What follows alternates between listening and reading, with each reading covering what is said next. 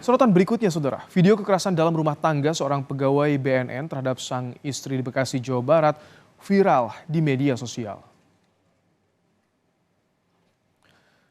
Rekaman CCTV memperlihatkan oknum pegawai BNN berinisial AF menganiaya sang istri YA hingga babak belur di depan anak-anaknya yang masih kecil di rumah mereka di kawasan Jati Asih, Kota Bekasi. Sebelum viral di media sosial, kasus KDRT ini telah dilaporkan oleh korban ke polisi sejak Agustus 2021.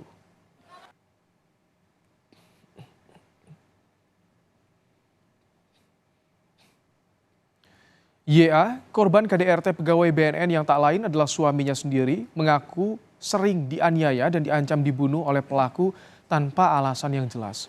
Korban sempat rujuk dengan pelaku namun kembali mendapatkan KDRT. Selain meminta polisi segera memproses KDRT yang menimpanya, korban juga meminta Komnas Perlindungan Anak dan Komnas Perempuan untuk membantu penanganan kasus KDRT yang ia alami. Ini yang di BNN ya, Bu? Rekan-rekan media, pada pagi hari ini Polres Metro Bekasi Kota menetapkan oknum pegawai BNN berinisial AF sebagai tersangka KDRT terhadap sang istri YA. Penetapan AF sebagai tersangka KDRT dilakukan setelah penyidik menyelesaikan penyelidikan dan pemeriksaan ahli forensik. Tersangka rencananya akan diperiksa perdana pada Jumat mendatang. Pelaku terancam hukuman 5 tahun penjara.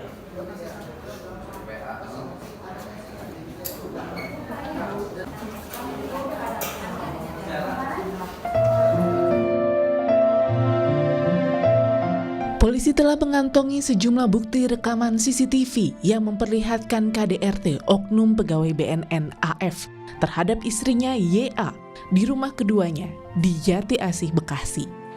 Polisi menyebut korban YA sempat rujuk dengan pelaku, namun kemudian melanjutkan kembali laporannya karena terjadi KDRT berulang. Kenapa korban meminta untuk melanjutkan kembali? Karena alasan korban pada bulan April 2022 pelaku melakukan kekerasan kembali kepada korban, yaitu dengan cara mendorong tubuh korban ke kursi sehingga korban terjatuh. Itu yang video yang viral di media sosial. Usai gelar perkara dan pemeriksaan ahli, penyidik menetapkan AF sebagai tersangka dan mengagendakan pemeriksaannya Jumat mendatang. Namun polisi tidak menahan tersangka dengan alasan kooperatif. Jadi pertimbangan penyidik kenapa tidak dilakukan penangkapan, karena selama ini tersangka kooperatif.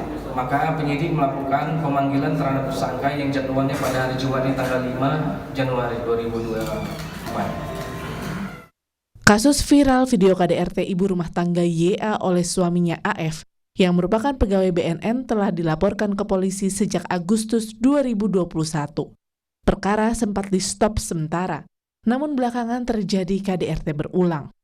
Akibat perbuatannya, tersangka terancam hukuman pidana 5 tahun penjara. Alexander Blegur, Kompas TV, Bekasi, Jawa Barat. Ya, Saudara, pelaku KDRT yang merupakan pegawai Badan Narkotika Nasional terancam hukuman 5 tahun penjara. Apakah hukuman tersebut layak dan mengapa kasus ini baru diproses padahal korban yang merupakan istri pelaku sudah melaporkannya sejak Agustus 2021 silam? Kita akan ulas lengkapnya bersama Komisioner Komnas Perempuan Alimatul Kiptia dan Kasat Reskrim Polresta Bekasi Kompol Muhammad Firdaus. Selamat sore Pak Kasat, Bu Alimatul. Selamat sore Pak Ibrahim. Baik. Selamat sore Mas Ibrahim. Baik.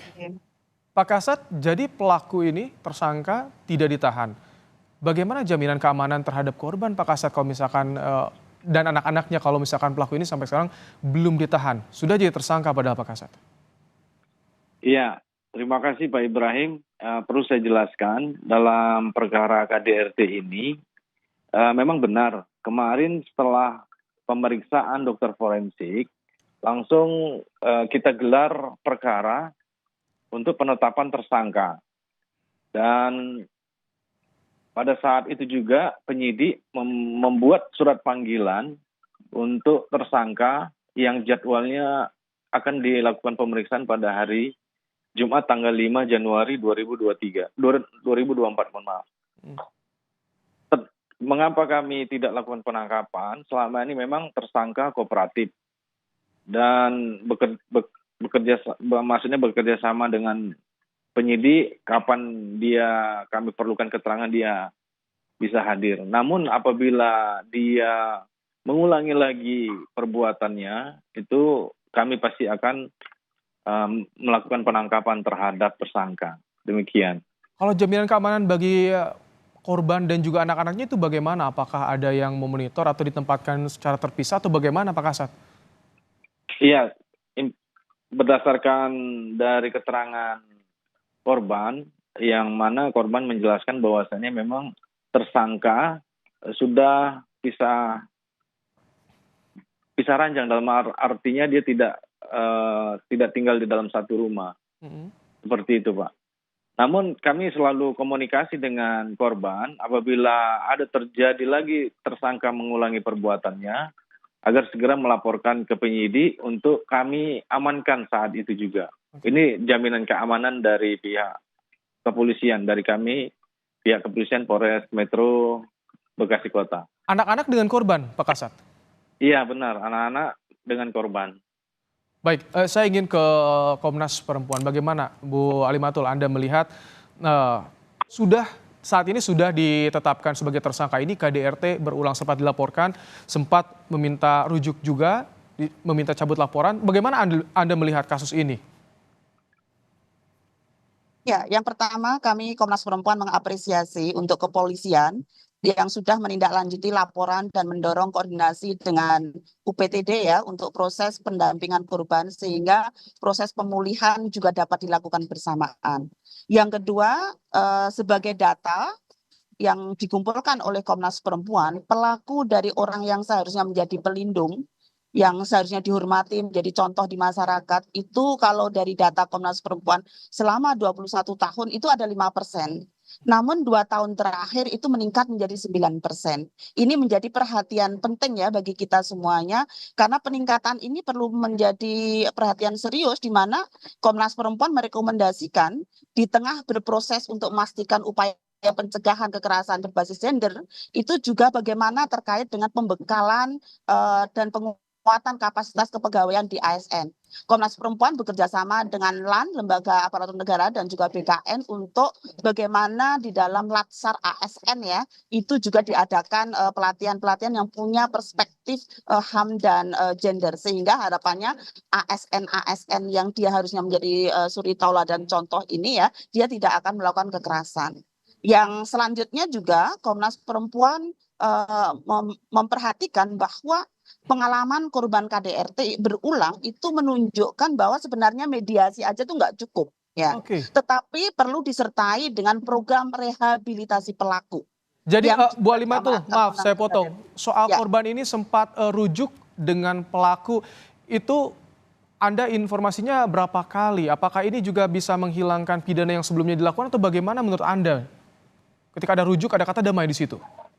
Ya, kita memahami ya, rujuk itu kan sebenarnya proses dari siklus KDRT ya, yang mana sering biasanya adalah siklus KDRT itu adalah dari intensitas kecil lalu besar, minta maaf, bulan madu, tapi ketika itu nggak diselesaikan dengan baik, tidak benar-benar diputus ya, rantai kekerasan itu akan terulang lagi. Sekali lagi sebenarnya mediasi itu nggak cukup ya dengan rujuk segala itu, tetapi rehabilitasi pelaku yang diamanatkan oleh Undang-Undang PKDRT itu penting sekali. Kita tahu ini sudah jelang 20 tahun ya Undang-Undang PKDRT ini gitu. Seperti apa biasanya rehabilitasi pelaku ini dilakukan, Bu Alimatul? Rehabilitasi pelaku itu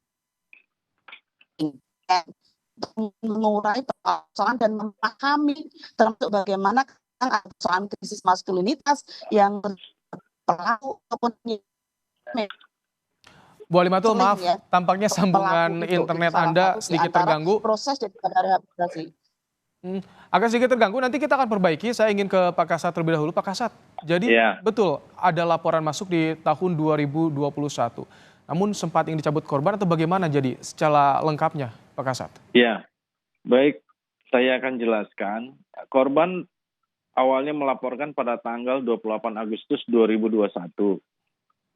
Saat itu penyidik telah melakukan langkah-langkah penyelidikan, pemeriksaan korban, membawa visum, dan pemeriksaan saksi. Kemudian di bulan 10 atau bulan Oktober tahun 2021, korban membuat surat pernyataan untuk menunda sementara proses penyelidikan dikarenakan atau dengan alasan korban sudah rujuk dengan suaminya. Nah, ini saya perlihatkan suratnya, surat pernyataan dari korban, bahwasannya pada tanggal 25 Oktober 2021 menyatakan korban menyatakan penundaan proses hukumnya dengan alasan sudah rujuk dengan suami. Kemudian dalam proses rujuk tersebut pada tahun 2022